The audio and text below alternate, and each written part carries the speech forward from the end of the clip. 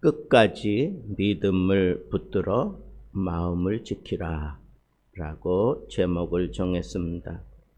어떤 분이 말했습니다. 무너지는 신앙은 갑자기 무너지는 것이 아니라 조용히 금이 가기 시작한다.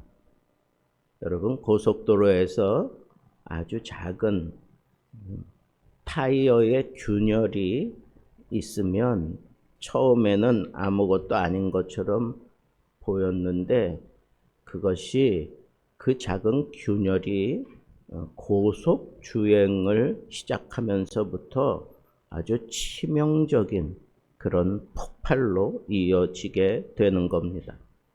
오늘 본문은 바로 그 작은 균열, 마음속 신앙의 미세 균열을 경고하는 말씀입니다.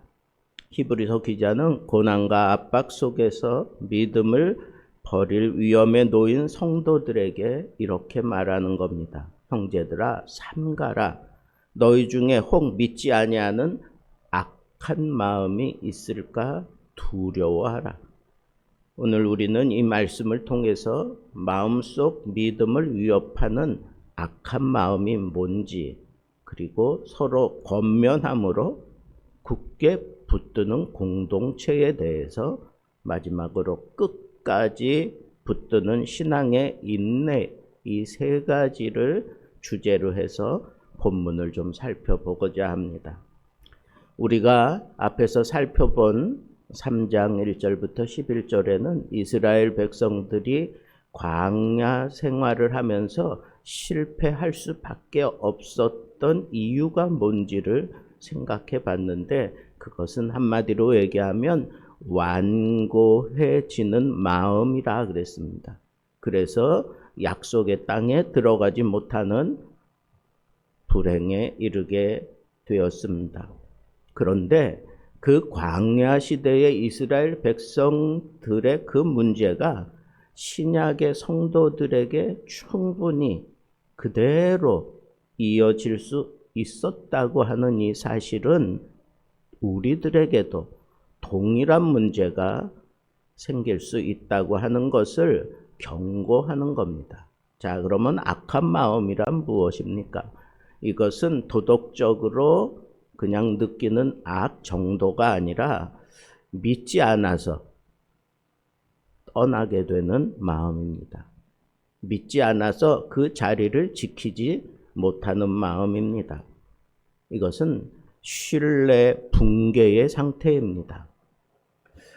예전에 참 의미 있게 보았던 영화가 있습니다. 그것은 아버지가 아들을 데리고 미식 축구하는 그런 경기장에 갔는데, 거기에 무슨 폭발물 이런 것들을 다 배치해 놓고 이제 사람들을 막 겁박하고 막 이러는 동안에 이 소방서 출신인 아버지가 아주 영웅적으로 활약을 해서 그 심각한 위기에서 사람들을 안전하게, 그리고 자기 아들을 마침내 끝까지 지켜내는 그런 모습이었는데, 제가 느꼈던 아주 클라이막스는 막 사람들이 뛰쳐나가고 그 폭발 위험이 있다는 소리 때문에 사람들이 기겁하고 막 탈출구를 찾아 나가는 동안에 이 아버지가 아들에게 너는 이 자리에 끝까지 떠나지 말고 있어라. 그랬더니 이 아들이 그 아버지가 한 말 때문에 사람들이 다 뭐 이리저리 뭐 난리법석을 떨면서 나가는데 이 아들은 끝까지 거길 지키는 거예요. 사람들이 야 너도 빨리 나가야 돼 그래도 이 아들은 한마디 합니다. 나는 우리 아버지를 믿어요. 아버지가 나를 여기 남으라고 했어요. 그러면서 결국은 그 성난 그 군중들 속에서 뭐 밟혀 죽는 사람도 생기고 위험을 당하는데, 결국은 이 아들은 안전하게 구조된다고 하는 겁니다. 여러분, 신뢰라고 하는 것은 그 자리를 떠나지 않고 지키는 거예요. 이스라엘 백성들의 심각한 문제는 우상을 숭배하면서 이런 심각한 문제가 생긴 것이 맞지만 사실은 숭배 이전에 하나님을 믿지 않는, 신뢰하지 않는 마음이었습니다. 그것이 오늘날 한국 교회의 성도들에게도 신뢰가 무너지는 순간 나타나는 동일한 현상입니다. 말씀이 들리지만 직장에서의 압박, 돈 문제, 가족 문제, 사회적 불안감들이 우리의 마음을 막 잡고 흔들어 댈 때 하나님은 정말 계시나, 도와주시는 분이 맞나, 이런 암묵적인 불신이 아주 스며드는 겁니다. 그런데 오늘 말씀에 보면 매일 서로 권면하라라고 하는 그런 말씀이 나옵니다. 흥미로운 그런 표현입니다. 권면하다라고 하는 것은 위로한다, 부추긴다, 붙든다, 옆에 선다라고 하는 의미입니다. 그렇습니다. 성도는 서로의 믿음을 붙들어주는 사람이어야 한다는 것입니다. 여기에 중요한 교훈이 있습니다. 믿음은 개인의 영성만으로 지켜지는 게 아닙니다. 공동체가 함께하며 붙들고 함께 가야 지켜진다고 하는 이 사실을 우리에게 깨닫게 하는 겁니다. 그런데 그 믿음을 지키기 위해서 히브리 기자는 14절에 너희가 처음 확신한 것을 끝까지 놓지 말라고 얘기합니다. 처음 확신한 것을. 확신은 실체, 본질, 처음이라는 뜻이 있어요. 견고함이라는 뜻이 있습니다. 신앙의 본질은 한순간의 결단이 아니라 그것을 끝까지 붙드는 인내라고 하는 이 사실을 우리에게 말씀하고 있습니다. 그리고 15절부터 19절에 있는 말씀을 요약하자면 이스라엘 백성들이 광야 세대의 그 실패를 요약합니다. 40년 동안 하나님의 놀라운 이적을 보고도 왜 불순종했고 그 결과 안식에 들어가지 못했습니까? 그것은 이스라엘 백성들이 죄 짓기 때문에, 아니 그 이전에 불신하고 완고해지고 불순종이라는 패턴이 그들에게 자리 잡았기 때문입니다. 바로 이 패턴이 신약시대 성도들에게, 오늘 우리들에게도 그대로 재현되고 있습니다. 이렇게 흔들리며 위협하는 세대, 어떻게 우리의 마음을 지킬 것인가? 첫째는 마음의 균열을 조심하자는 겁니다. 크게 넘어지는 순간을 경고하기 전에 작은 마음의 균열을 먼저 경고하는 것이, 그것이 이치입니다. 여러분, 삼풍 백화점이 무너졌을 때, 성수대교가 무너지기 전에 바로 그 균열의 그 소리가 사람들에게 들렸습니다. 그게 경고였습니다. 최근 한국 사회는 경제적인 불안, 정치적인 갈등, 세대 간의 분열, 신뢰 붕괴 등등 집단적 피로감과 불신의 시대를 지나고 있다고 해도 과언이 아닙니다.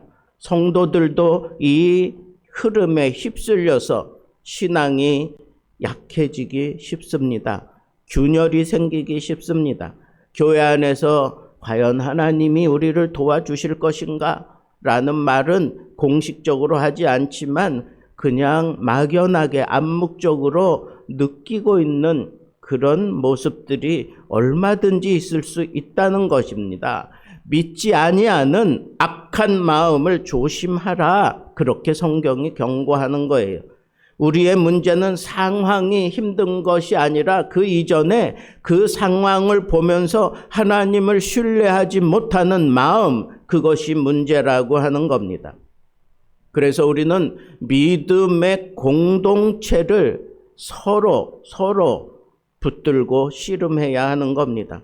이렇게 하루도 쉬지 말고 서로 매일같이 권면하라고 강조하고 있습니다. 왜 그럴까요? 죄의 속성이 마음을 속이는 거예요. 속이는 게 죄의 속성이잖아요. 죄는 사람을 한순간에 넘어뜨리는 것 같지만 그런 게 아니에요. 조용히 파고듭니다. 오늘은 그냥 쉬어도 돼. 이 추운 날 무슨 새벽 예배야? 이 정도는 괜찮아. 하나님이 지금 너 삶에 간섭하는 것 같아? 근데도 이렇단 말이야? 이런 식의 균열을 일으킵니다. 그래서 우리는 서로 붙들어줘야 합니다. 말씀으로, 기도로, 격려로, 삶을 나눔으로 말이죠. 여러분, 우리가 말씀을 듣고 그냥 기억하고 그 말씀을 실현하는 건 너무 어려워요.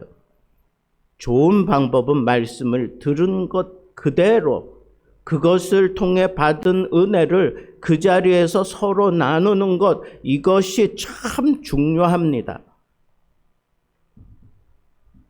한국 교회는 코로나 이후 개인화되었어요. 고립화되는 그런 문제들이 심각해졌습니다. 그 현상이 주일만 겨우 나오는 신앙생활로 굳어지기 시작하고 서로 삶을 나누지 않습니다. 이제는 실시간 예배가 가정에 다 공개가 되니까 모이는 그런 신앙이 아니라 그냥 혼자 고립되는 그런 신앙의 모습으로 코로나 이후에 확산돼 버리고 말았습니다. 이런 세대를 향하여 히브리서 기자는 명확하게 얘기합니다. 공동체 없는 신앙은 오래 버티지 못한다. 그러므로 우리는 때마다 서로 권면해야 합니다. 가정에서도 교회에서도 소그룹에서도 사회 속에서 당신의 믿음을 붙잡으십시오라고 권면해야 합니다. 하나님은 지금도 일하고 계십니다. 자꾸 일깨워줘야 합니다. 마지막으로 끝까지 믿음을 붙들어야 약속의 안식에 들어간다고 얘기하고 있습니다. 이스라엘은 출애굽했고 광야에서 하나님의 기적을 보았고 그럼에도 안식에 들어가지 못했습니다. 그 이유가 뭡니까? 한마디로 믿지 아니함으로 능히 들어가지 못한 것이라. 이게 결론이에요. 믿지 아니함으로. 하나님은 애굽에서 구원해 내셨습니다. 그리고 홍해를 갈랐습니다. 광야를 지나는 동안에 하나님께서 얼마나 많은 이적을 보여주셨습니까? 그리고 말씀을 붙들고 살라고 말씀까지 주었습니다. 그런데 신앙은 구원의 출발에서 끝나는 듯 싶습니다. 여러분, 끝까지 붙드는 순종이 그들에게 사라지고 말았습니다. 끝까지 붙드는 순종, 끝까지 붙드는 그 믿음으로 약속의 땅에 들어가요. 그것으로 마음을 지켜내는 겁니다. 오늘 우리의 신앙도 마찬가지입니다. 예배 출석이 문제가 아니라 마음이 하나님을 신뢰하는가가 더 급합니다. 내 경제가 흔들릴 때, 자녀의 미래가 불안하게 느껴질 때, 나라가 혼란스럽고 사회가 어두워 보일 때, 교회가 막 힘들어지고 흔들리고 있을 때, 그때에도 끝까지 하나님의 약속을 붙들고 있는 믿음이 있고 내 마음을 지켜내고 있는가, 이것이 중요합니다. 그래서 우리는 이렇게 붙들어야 합니다. 마음을 지키십시오. 공동체에서 서로 붙드십시오.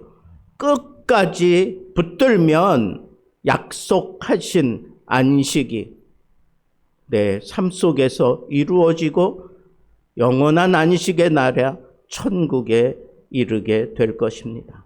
사랑하는 성도 여러분, 오늘도 흔들리는 시대 속에서 여러분의 마음이 하나님을 신뢰하는 마음으로 견고해지기를 축복합니다. 하루도 빠짐없이 서로를 붙들어주는 복된 공동체가 되어서 이스라엘이 실패한 그 자리에서 오히려 여러분들은 믿음으로 승리하여 공동체적으로 서로를 겸면하여 하나님의 안식에 들어갈 수 있는 넉넉한 하나님의 사람들 되기를 우리 주님의 이름으로 축복합니다.